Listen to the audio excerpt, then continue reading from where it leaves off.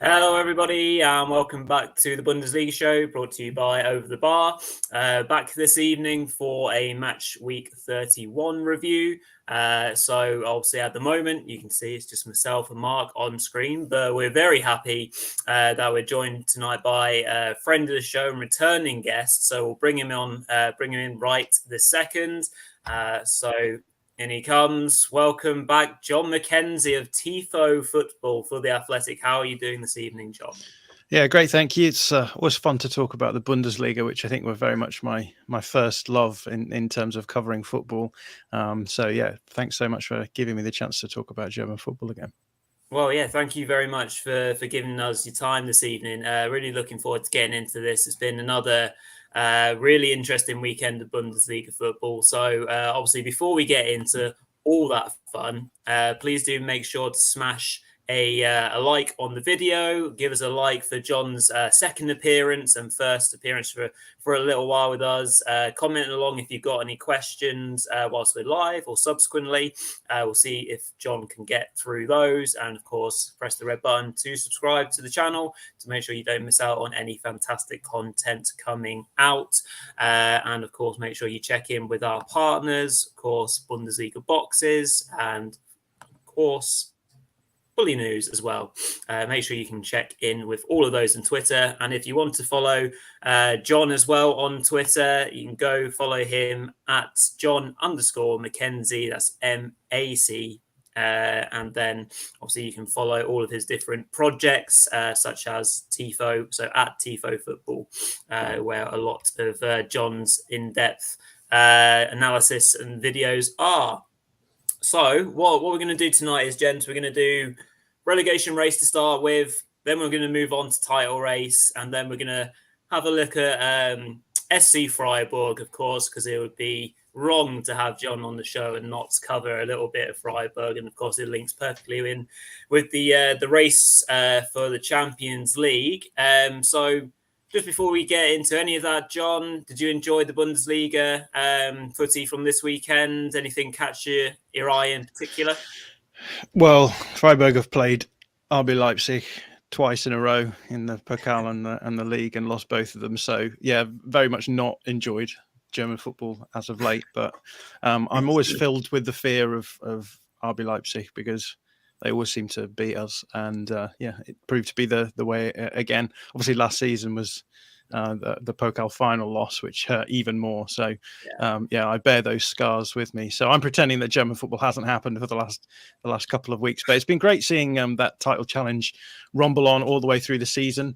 There's a season which started off with people saying, "Oh, the German league is ridiculous. There's no competitiveness there whatsoever," and this has just been an absolutely fascinating, I think, season, not in terms just of the title race, but also in terms of the top four as well, with my Freiburg, but also Union Berlin, well worth their place in the top four as well, and fighting out with the big hitters for that final fourth place spot. So, and that's obviously the game coming up this weekend, Freiburg versus Union Berlin. So it's looking very much like a winner takes the Champions League, that fixture, with a couple of games to go. So I'm going to be keeping a keen eye on the league for the rest of the season.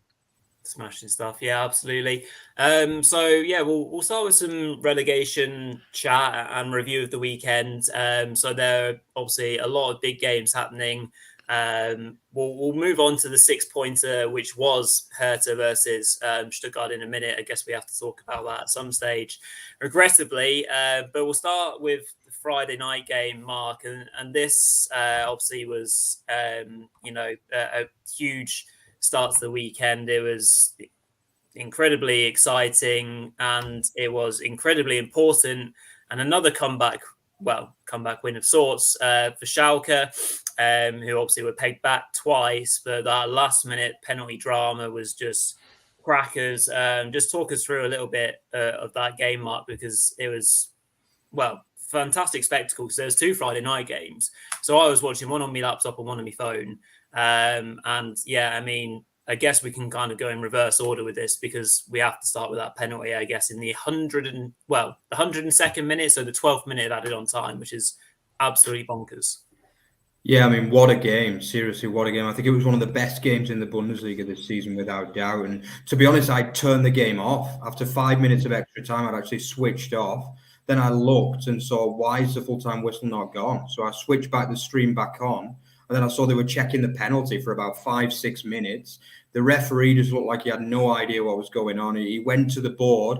He must have checked for 3-4 minutes. And I thought he was going to wave it away, because to me, it looked like to be honest, I thought that the Schalke man had actually fouled the Mainz man first, and it did look very, very soft, to be honest.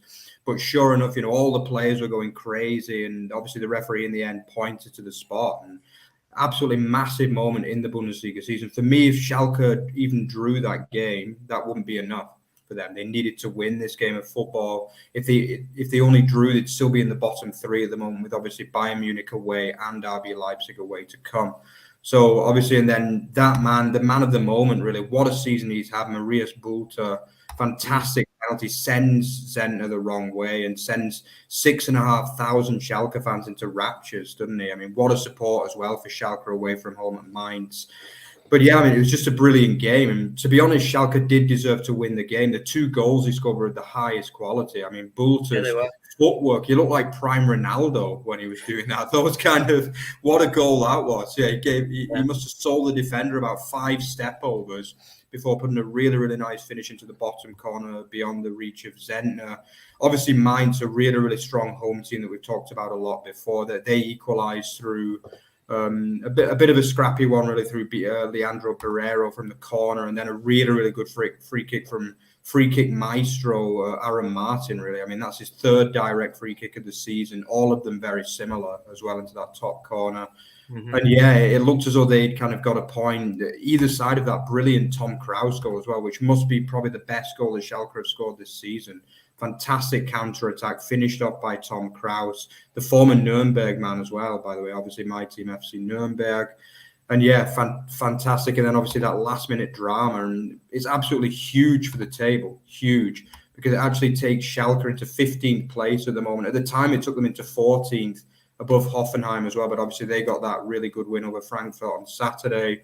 But yeah, I mean, we talked about Schalke's difficult run-in, including that game against a very strong home side in Mainz. They've now got Bayern Munich away, then Frankfurt at home, and then RB Leipzig away. But a lot of people will be saying, will Leipzig need to win that game? You've got to question, will they need anything from that game? And that could influence whether Schalke stay up in the end for me.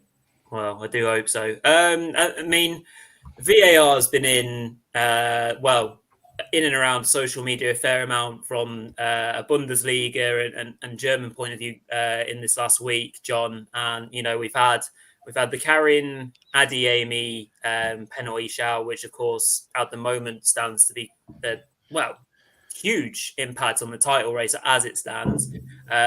We obviously, from a VFB point of view, we had the one midweek in the Pokal, which obviously Mark, you were covering, and then again, having watched that a good few times, that stands to reason to be questioned. And then the one that we had on Friday night, what are your opinions on some of these calls that we've seen? I mean, I think you probably have to say for the one on Friday, Catchy gives the referee a decision to make, doesn't he, by doing it so blatantly? Yeah, there's a shirt pull in there, isn't there? And I think that's the thing that stands out on the screen. And it's hard to complain with a VAR call when they're following the letter of the law. I think what people often struggle with when it comes to VAR is a lack of consistency, right? Because it's not about what we see and what is given. It's about often going back over situations and looking at what the referee hasn't seen and determining it off the back of that, which I think is why it becomes very difficult. So there's a strange phenomenon now, I think, with VAR where there's certain fouls or situations, let's call them, where the referee doesn't give it. And as a result of that fact, the VAR is going to look back over it and determine the situation on the basis of the fact the referee hasn't given it, right? So you have to have a clear and obvious error for why the referee hasn't given it. But then there's obviously other situations where the other thing is true. So the referee gives a foul, and then the VAR is looking for a clear and obvious error for why that shouldn't be given. So in theory, what that means is that there's 2 potential situations for every event that a VAR are looking at, right? The referee's given it or the referee hasn't given it, and there needs to be a weight of evidence in order to overturn that, which means that you end up with these sorts of situations where a foul that's not given can look very much like it should be given, but there isn't enough evidence to overturn it, and vice versa the other way. And it means that we live in this sort of twilight world a little bit as football fans, where you look at a decision that's been made and you think, look, if all that would require this to be the other way around is for the referee to have given it the other way, and then it would definitely have stood. And I think that frustrates a lot of fans because there seems to be a lack of consistency there. Now we could get into the ins and outs of the bigger picture surrounding VAR, but people talk about this all the time. But one of the things I find quite interesting is that whenever I talk about VAR, on my Twitter feed, for example, usually I'm doing that within the context of the Premier League because that's the league that I cover primarily. And whenever I talk about VAR with any level of skepticism, I'm always told, well, it's the FA in England, their problem. They're sober. The Premier League in England, they're the ones who have the problem with being able to run the VAR system. If you go elsewhere in the world, there's plenty of leagues using VAR and everyone's broadly accepting of it. And I just think that's entirely not true. I see these things cropping up all the time in different leagues as well. So I think coming back to that situation, I think they spent a long time over it. That's why the technology is in place. I think that it does ruin the experience as a fan. Particularly if you're a neutral, but I suppose if you're a Schalke fan right now, you won't care about that at all. And that could be the VAR decision that keeps them in the Bundesliga next season. Yeah, quite literally. So we've seen a lot of big calls already made in this last week, and there will be an increasing pressure in these next 3 match weeks because of the scrutiny that we've already seen. It will be interesting to see where these 50 teams to go VAR. We'll have to see that. But as a match in general, Mark, I think it is fair to say that Schalke earned their coin because they played some really good football. The second goal, as you say, really well put together. And Zentner, to be fair, had to have a really good game himself to keep it really at 3 Schalke goals. So they really do look like a threat going forwards, don't they? The defense has been a lot better in the Rückrunde in general.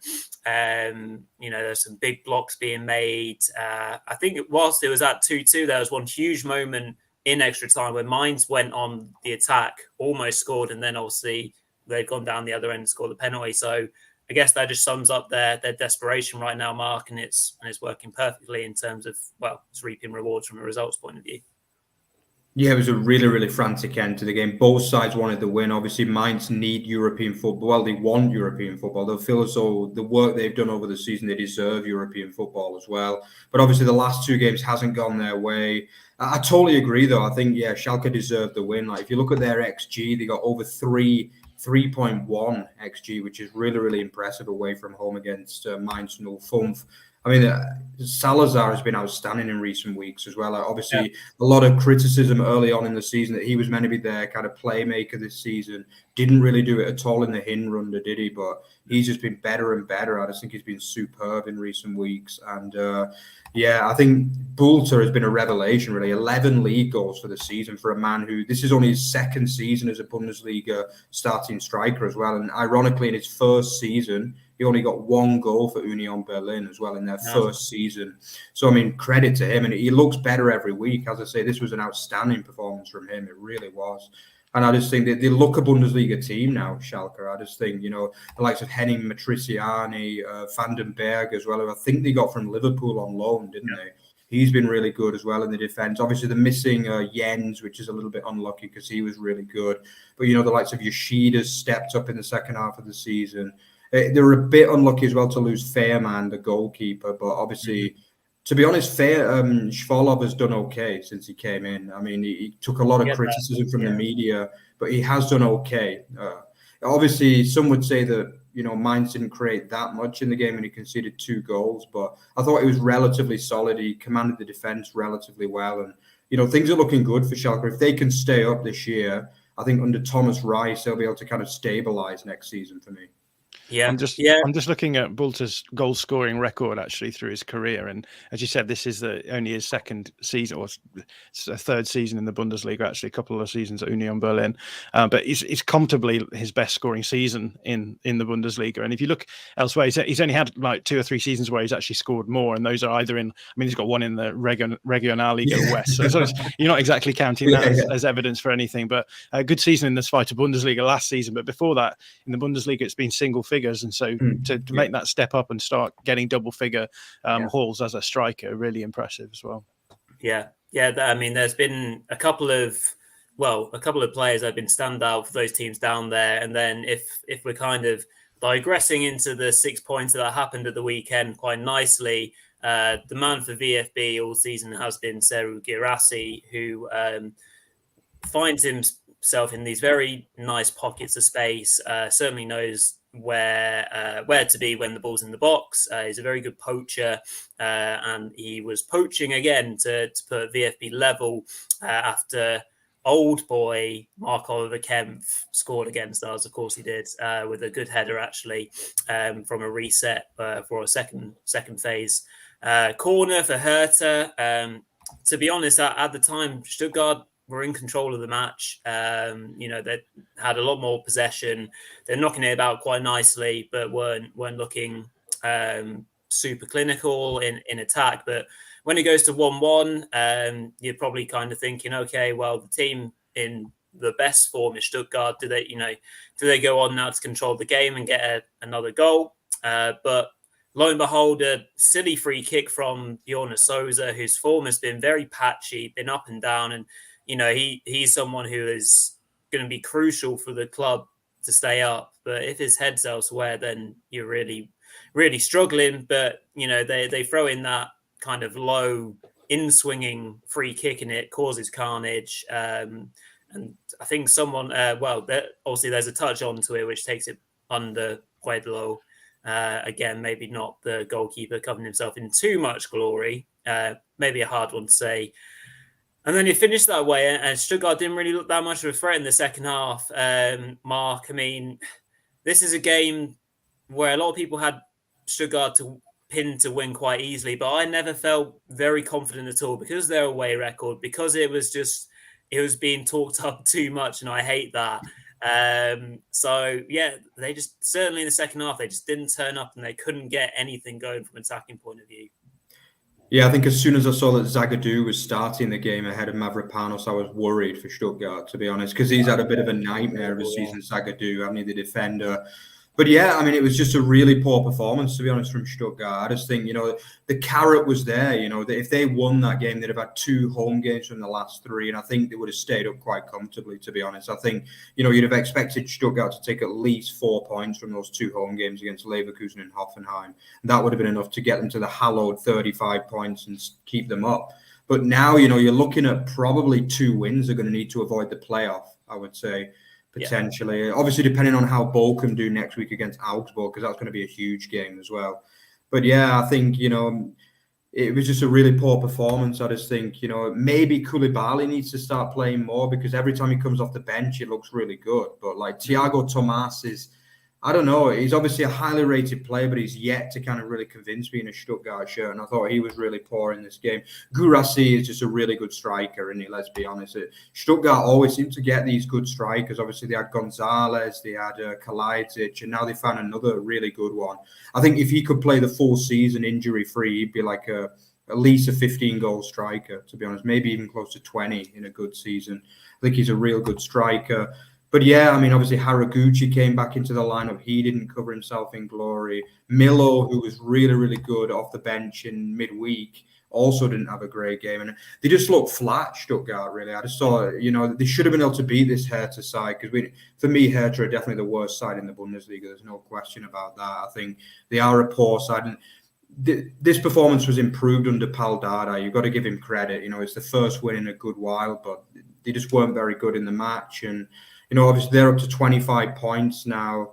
They've got a very, very outside chance of staying up. They actually play Köln away this weekend and then Bochum at home. They are winnable games at the end of the day. If they can win both of them, they'll have a chance going into the last day when they play Wolfsburg away. So, yeah, I mean, for them, I don't think they're going to stay out. To be honest, I think they'll lose against Köln on Friday, and that'll be like the kind of final hurrah for them, really. But obviously, they've given themselves a chance, and credit to them for that. Yeah, I think, John, just very quickly on Hertha, we've scathed them from a defensive point of view for most of the season, but particularly in the second half, they at least showed up, and they had something to defend. They had something maybe to look after, which has been obviously quite opposite, because most of the time they've been leaking goals and already been behind and chasing matches, which is not it's not easy when you're struggling in any kind of sense of view. But I guess a small amount of hope in that respect for Hertha fans.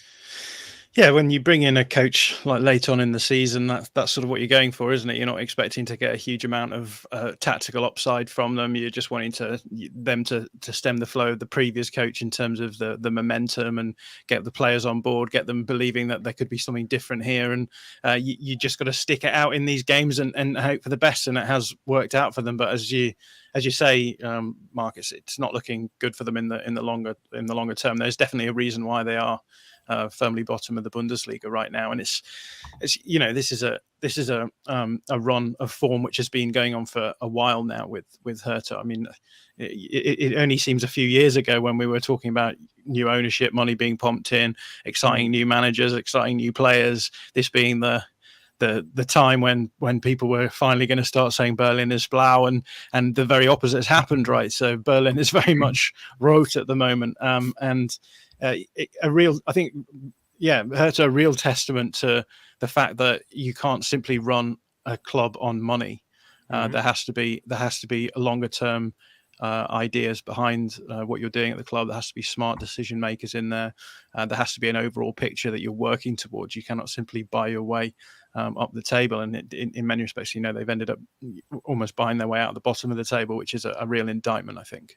Yeah. And speaking of money, just very quickly, before we move on to the rest of the relegation, we do obviously need to move on and talk about title race and everything else in a second. There's been a bit of news coming out this afternoon in regards to Hertha's license for next season being under threat because of their potential sponsorship with 777. There's also been a potential leaked source also saying that their kind of entry, their license application, that's the word, is one of the worst they've ever seen. So this, the likes of Derek Ray and co are reporting on this.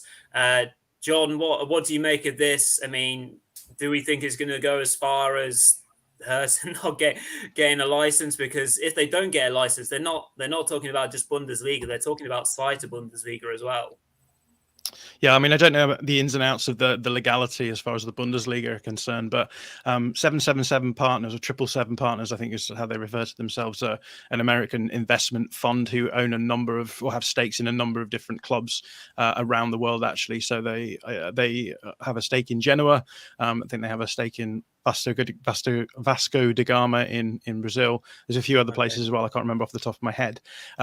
Genoa, interesting because they've just been promoted back into Serie A. So the idea of investing in a team who's dropping out of a top division, putting money into them and trying to get them back up, so buying low and trying to raise their value back high, should make it fairly obvious why 777 Partners might be interested in a club like Hertha. Obviously, there's a huge amount of, you would think, commercial revenue to be gained from a big club like Hertha as well. So that's the ins and outs of it. But as far as I understand, there's questions about whether or not there's been some kind of transgression of the 50+1 rule, which everyone will know about.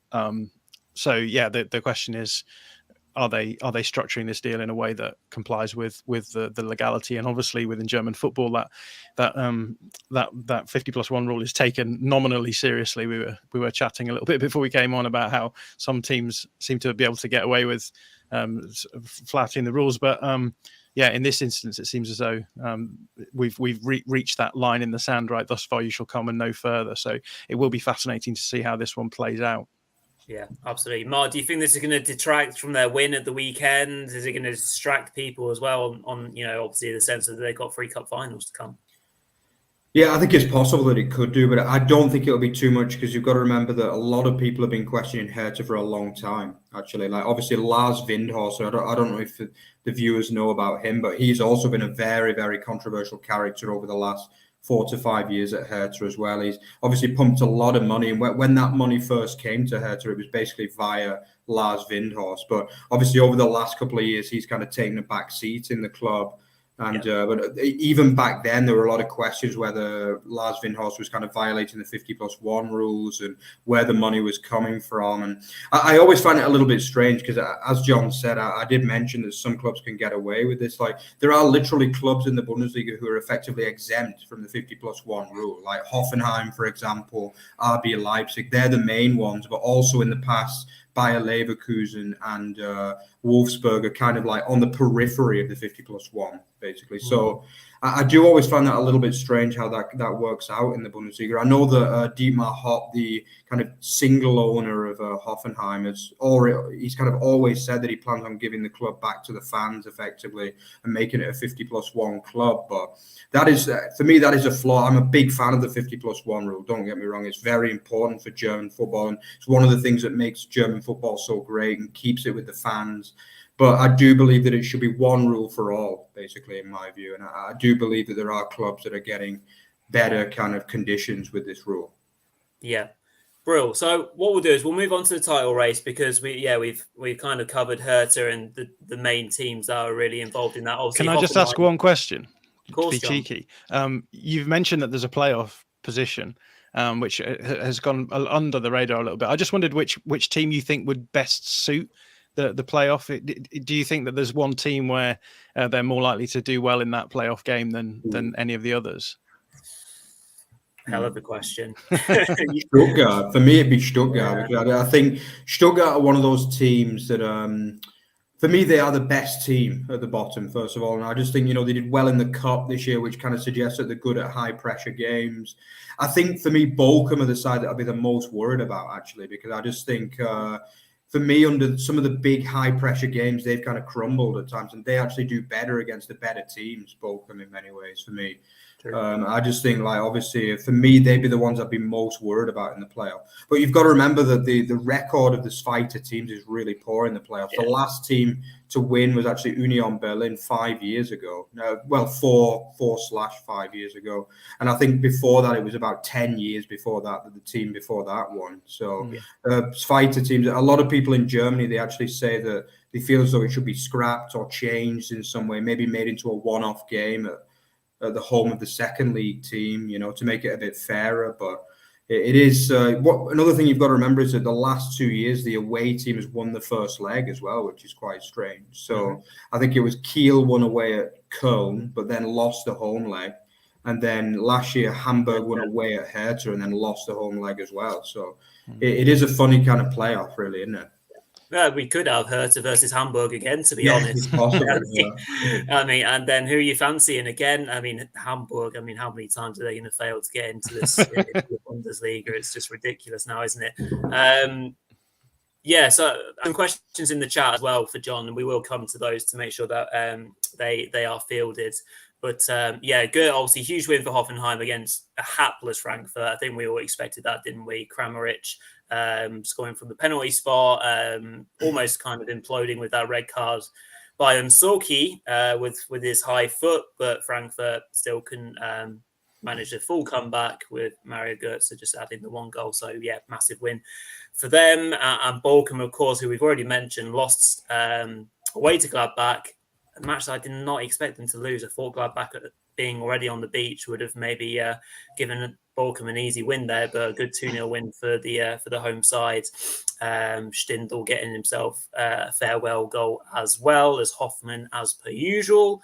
Title chat, gents. Obviously, we had our Saturday evening match, so if we're doing this in chronological order, we had Werder against Bayern Munich, of which was again a tight affair like you would have expected. Werder still playing really good football, but seemingly haven't got the results in these last 8 or 9 matches really now.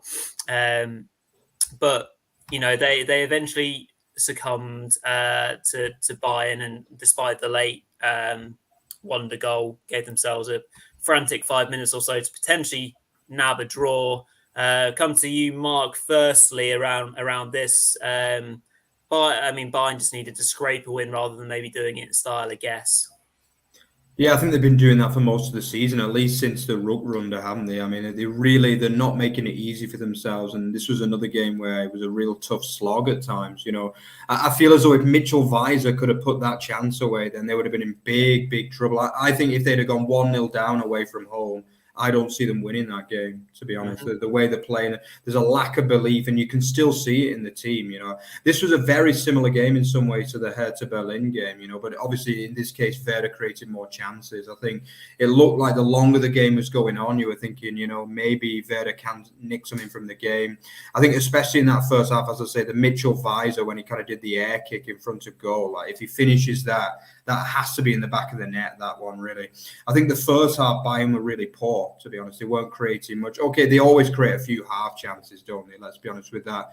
With that attack, they're always going to get something. But once again, it's that man, Serge Gnabry, you know, he's probably had his worst season in the red of Bayern Munich this year. But the last 2 weeks, he's come good to get the opening goal, as he did last week against Hertha Berlin.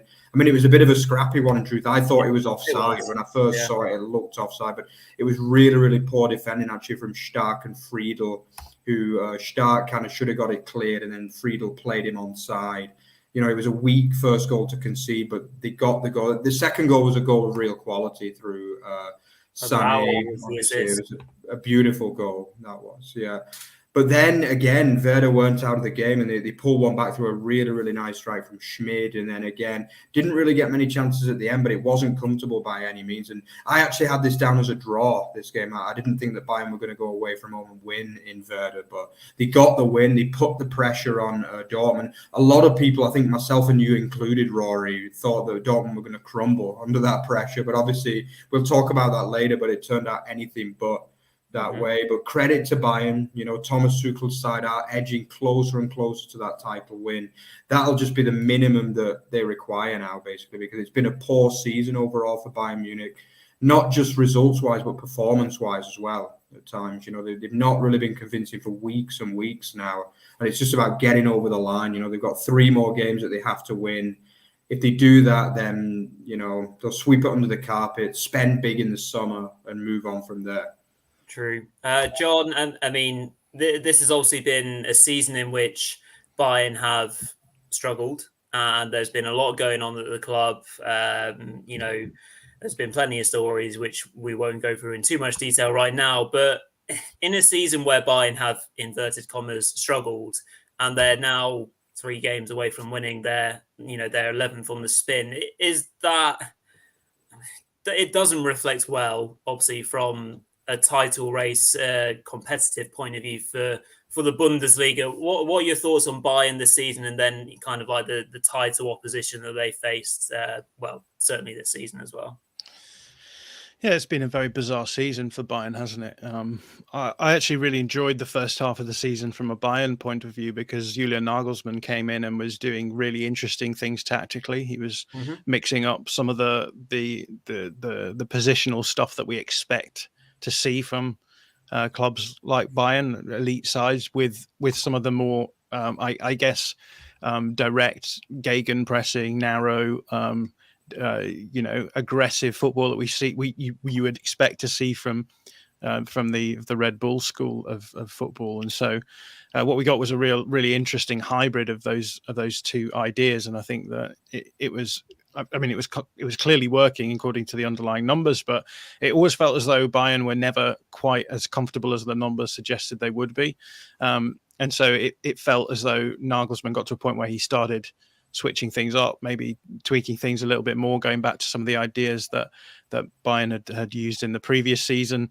And I just wonder whether or not that sort of changeability had an impact on the squad in some sense, that maybe Nagelsmann was mistrusting his own ideas to a degree, and then we entered into this sort of, particularly after the World Cup break. That was the watershed moment, really, where we went back to classic Bayern, but again, without that consistency that you would expect from a team of their ability. And we ended up in this sort of shadow realm that we're in now with Bayern, where they have comfortably the best squad in the league, and yet they don't seem to be able to get a tune out of it right now. Whether or not that's because they have a new manager, but whether or not that is because they are under the pressure of having to actually scrape a league title for a change, who knows? But it's you look at the run in now and you sort of think, well, Bayern have got nothing else to play for. They're out of the Pokal, they're out of the Champions League. They've got to win 3 games and they're there. And you think surely that's enough. But in this title race, it never seems to be enough. One team will come out and be absolutely blistering one week, and the other team will collapse. And I guess that's a really nice segue to take us onto the Dortmund game. But I just wondered what you guys thought of the big picture stuff, because obviously when you do a off the weekend show, it's just very easy to get caught up in the weeds and the minutiae of each game, right? But looking at the season as a whole, how do you guys explain the Bayern Munich season? I think you kind of got it perfectly there, John, when you started talking about Nagelsmann. Started off doing quite interesting things from a tactical point of view. And I, genuinely, I think at the start of the season, Mark may agree with me or may not agree with me. I thought they were looking to, really strong, actually. And I thought they were going to go on and have a real powerhouse season, to be honest. But as you say, things then internally maybe started to trip up from a relations point of view. Maybe some players, obviously, there's lots of high-class players at Bayern and not all of them were playing. So that, started to trip them over in that sense. And then, as you say, Nagelsmann maybe started to doubt himself in that sense. And the pressure from the top of, traditional way of Bayern playing was therefore hugely onto Nagelsmann. Their relationships were strained with obviously Oliver Kahn and Salihamidzic as well, who you could, all the famous pictures and social media stuff that we've already gone through. And it's just led to this very kind of sleepwalking attempt at winning the Bundesliga title. But all of that said, again, we're in this position where they are 3 games away from winning a Bundesliga title. So it's been very strange, but we're in similar territory regardless. I don't know if you've got anything to add, Mark, but it's been a culmination of things, hasn't it? Yeah, I think a lot of people, I know that a lot of Bayern fans here, because obviously I am based in Bavaria, a lot of Bavarian Bayern Munich fans are not happy with Salihamidzic and Kahn, that's for sure.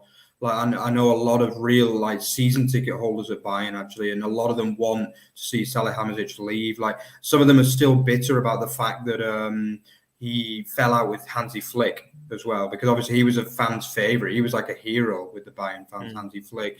And basically the reason why he left was because of a kind of dispute with Salihamidzic. Then I think they were very happy with Nagelsmann. None of them really wanted to see him fired. I know there was kind of a little bit of uproar really by German standards about him being fired. A lot of them weren't happy about that. I think there's also minor points as well on the pitch, like Manuel Neuer getting injured. Let's be honest, Sommer hasn't exactly kind of covered himself in glory at times, and he's not really made himself a fan favourite in this last 6 months or so. And I think the other thing is the lack of a striker. That's massive as well. Yeah. I always said, I think Rory, I was a massive fan of Lewandowski, and for me, he was like a cheat code. That's what I basically described him as. I mean, the guy would just score every single game. Choupo-Moting just simply hasn't done that this season. And, I think everybody knows that Bayern Munich are going to go in for a big striker this summer, potentially Harry Kane. I've heard some other names linked as well. Obviously, Osimhen as well, a fantastic striker from Napoli, potentially linked. Although it does seem as though they're going to get priced out of him from what I've heard so far. But I think, a lack of striker, a lack of a top goalkeeper in the Rückrunde, and also all the kind of problems with Salihamidzic, Kahn, and obviously Mane and Sane as well.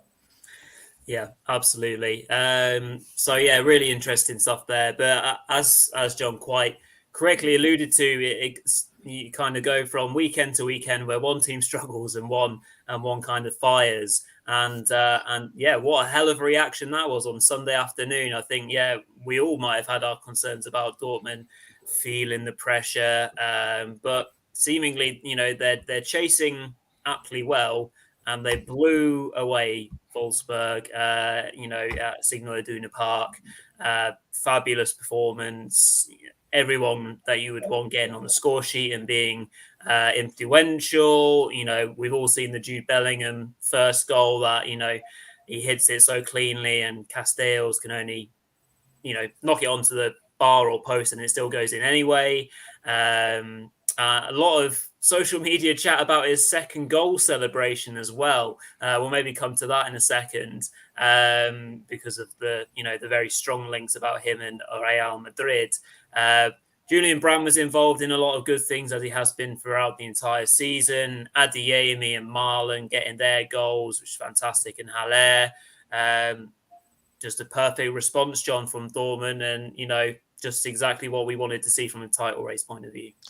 Yeah, Dortmund are an interesting kettle of fish, aren't they? Because there's some games where their attack clicks and they absolutely fly.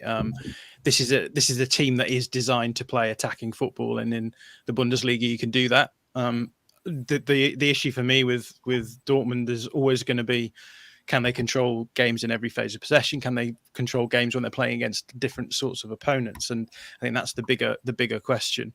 I think Edin Terzic is good at breeding that sort of camaraderie that allows you to be a really dangerous attacking unit. But sometimes I think in wider areas, particularly out of possession, there can be questions about his tactical ability. But this was very much one of those games where everything works together. And at the moment, it seems as though everything working together hangs on whether or not Julian Brandt plays well. As you mentioned, he's had an absolutely incredible season. And in many respects, I think the tactical system that they play now really suits a lot of the players that they have. Like who would have thought at the beginning of the season they would be using Emre Can as a six and dropping him in between centre backs, pushing your fullbacks forward, having Wolf as an incredible sort of flying wing back in that situation, having Salih Ozcan at times playing as an 8 rather than the 6, Julian Brandt dropping in here, there, and everywhere. But it's been really good to watch when they're at their free flowing best. There's rarely a better team to watch in the Bundesliga from an attacking point of view. So this was one of those games. It's worth saying that Wolfsburg were absolutely abject in this game. Some of the defending that was happening was incredibly poor.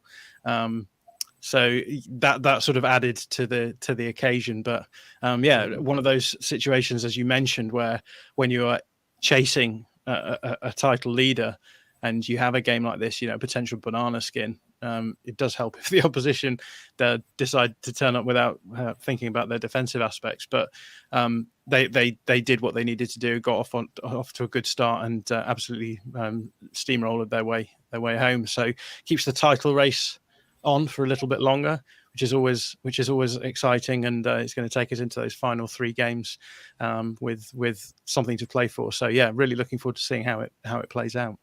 Yeah, absolutely. And Mark, just seeing Paul's comment about Bayern, obviously Paul McGarrigy are over the bar man and Man City supporter, obviously saying that Bayern in recent times just didn't look like a united front, a united dressing room, character, chemistry, all looking off, and even in a football sense as well. So yeah, I mean, you got it from the horse's mouth there in terms of someone who's seen their Bayern live a good few times and recently as well.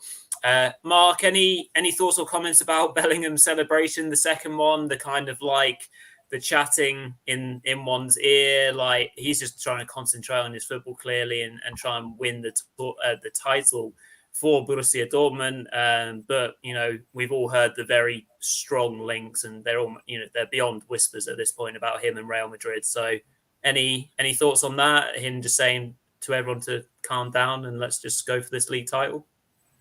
Yeah, definitely. I think he deserves a lot of credit for how professional he's been. Obviously, he's a very young man as well. This is he's been a first-team footballer for 4 seasons, incredibly now, and I think he's only 20. Like, he pretty much started his career as a first-team professional at Birmingham when he was 16, didn't he? And this is his 3rd season at Dortmund as a first-choice midfielder.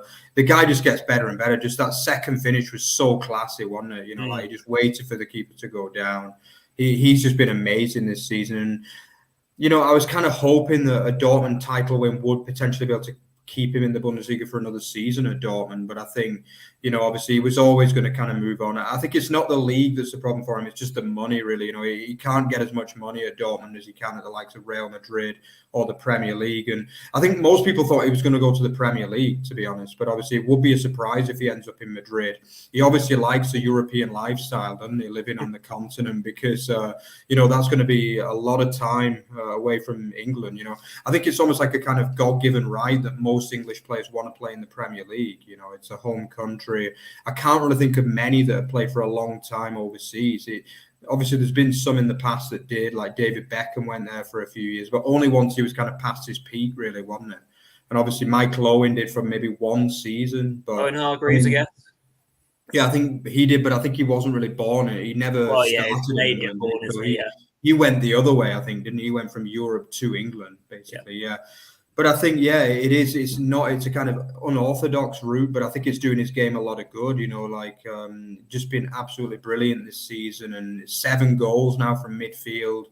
Like, the guy's just an absolute machine, and this was one of his best performances. Although this is the kind of game, it's a dream to play in for a Dortmund player, because as John said, I mean, they were brilliant, and Wolfsburg were woeful, basically. So it was a perfect game for them.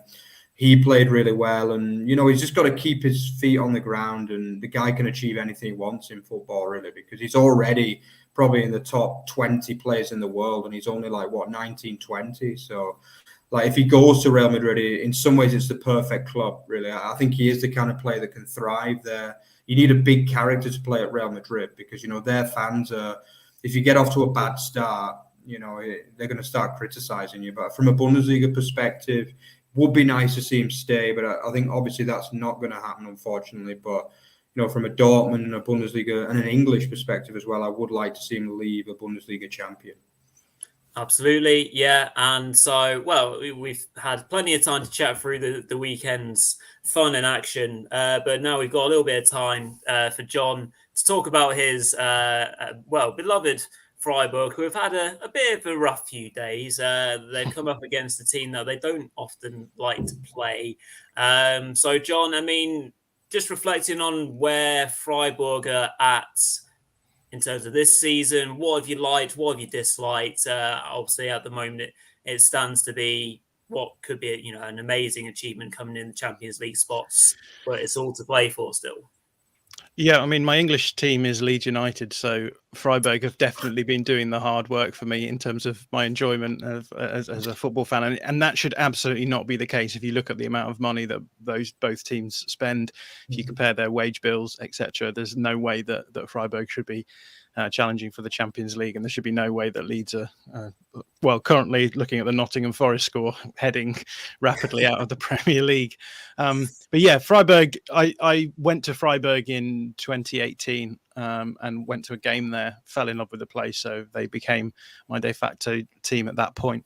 And since then, when I started following them, I was like, this is going to be a team who are consistently looking to avoid relegation. But every season since then, they've improved. They do it by selling players often after one good season, and reinvesting the money. And it just seems like the least likely way of succeeding.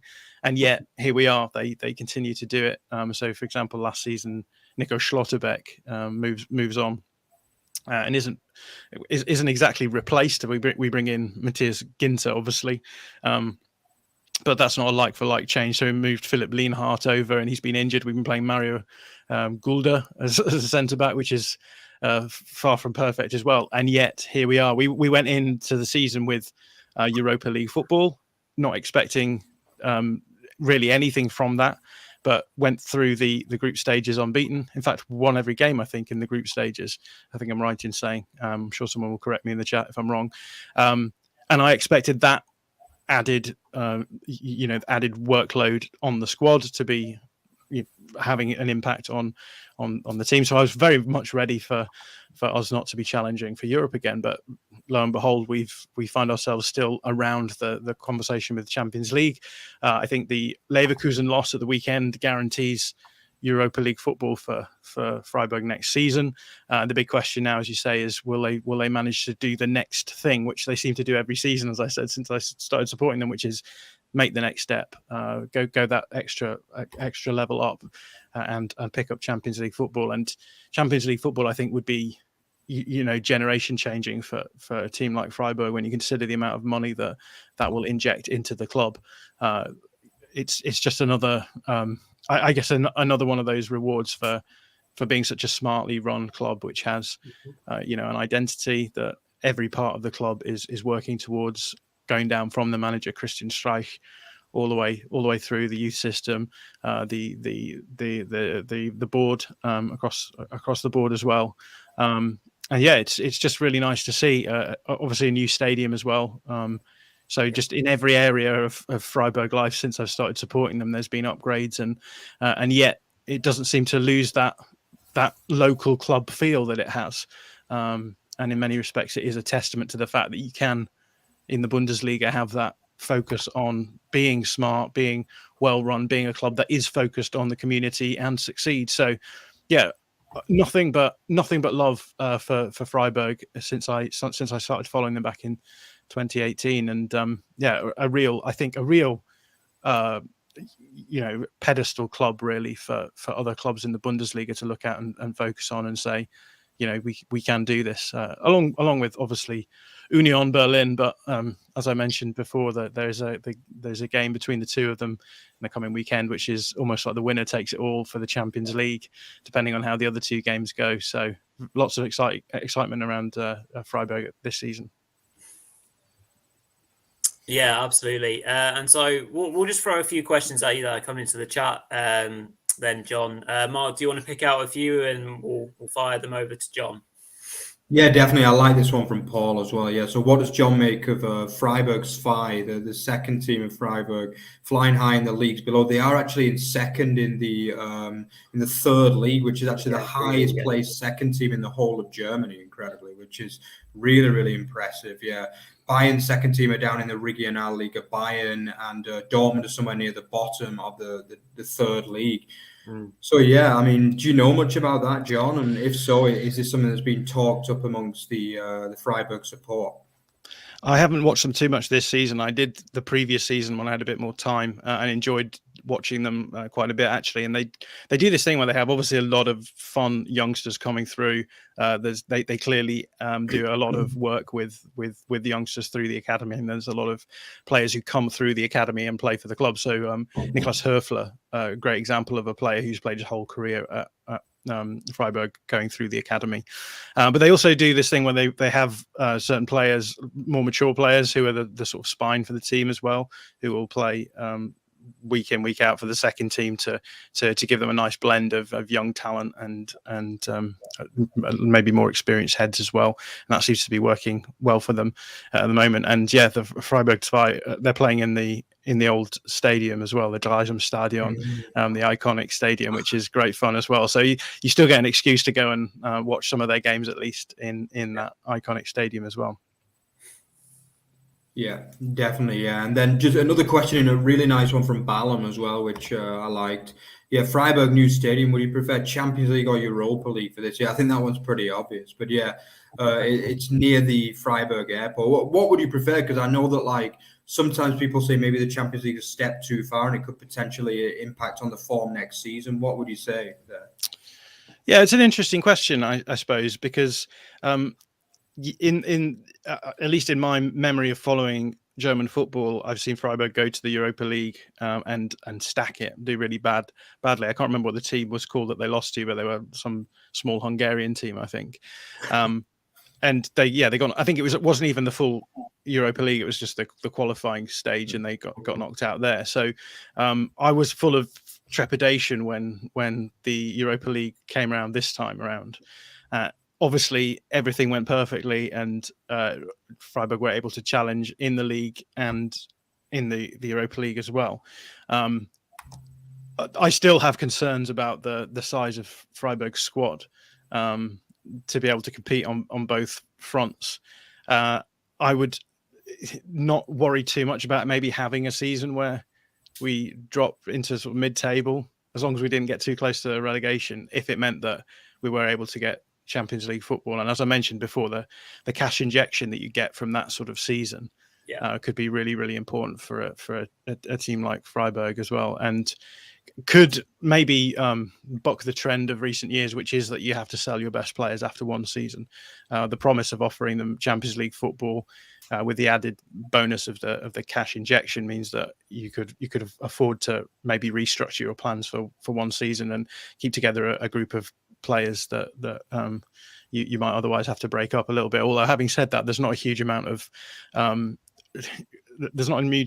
sense that Freiburg have a lot of players who would be moving on. I think Ritsu Doan is the player that most clubs will have their eyes on. But beyond that, I don't think there's a huge amount of potential for players to at least be being sold for cash value. So, obviously I'm going to take Champions League if the option is Champions League or Europa League. But yeah, I'm fully aware of the fact that despite we've talked about how well Freiburg have done everything, it only takes a couple of seasons for that good work to be undone. Leicester City right now in the relegation zone in the Premier League, a few seasons after being Champions League contenders and going deep in the Champions League in the year after they won the Premier League as well. So it's important to make sure that you are able to manage a season in terms of a full season as an overarching thing if these sorts of things happen for you. But I have no doubts whatsoever that Freiburg are smart enough to be able to do that. And I think we're at a level now where I don't have the worry that we will be in a relegation battle if we have a sort of difficult season in Europe. I think that a difficult season in Europe maybe equates to a mid-table finish, which again is not ideal, but it's not the end of the world as well. So I'm going to say the fan thing of being like, oh, go on then, we'll do Champions League for one season and we'll deal with the aftermath of that once it happens. Yeah, good stuff. Any things that I've sneaked through? One from Balin was have you got basically a new Freiburg jersey, or how many have you got? Any favorites that you've got? I could show them if you want. I've got them all hanging up here, so I'll just grab them. I don't know if this is going out in an audio medium as well, but that's not very good. But I'll just grab. I've got 3, I think. I'll just grab them. Let's see them.